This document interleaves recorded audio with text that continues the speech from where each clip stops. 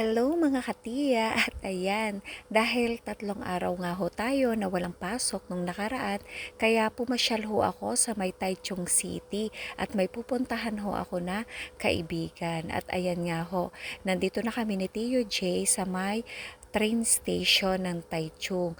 Isa nga ho pala ito sa pinakamalaki at magandang istasyon ng tren dito nga sa Taiwan. Kaya kung kayo ho ay makakapasyal dito sa Taiwan, sana ho ay makapunta din kayo dito sa may Taichung City. Marami hong mapapasyalan dito. At ayan nga ho, may waiting area dito, may charging area din sa istasyon, at may mga nabibilhan din ho ng pagkain dito. Kompleto na ho talaga. At sabi ko nga ho kay Tio J ay sa labas na muna kami magpasyal at meron din ho magaganda dito sa labas.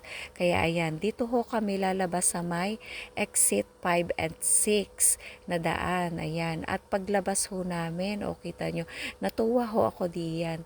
Dati ho ay nakapunta na rin ako dito sa Taichung Station, pero umaga ho yun. At first time ko ho na makapasyal dito nga ng gabi. Kaya ayan, sobrang tuwa ko nga ho at nakakita ako ng mga ilaw-ilaw diyan. Ayan, napakaganda nga hong pagmasdan, malawak at malinis po talaga dito sa Taiwan. Ayan. O nakita ko po itong mga ilaw-ilaw dito at sabi ko, tamang-tama at makakapagpa-picture na naman nga ho ang inyong tiya. Ako ho ay kasiyahan ko na talaga ang mamasyal at magpa-picture, mag-video. Ayan ang malaking tutubi.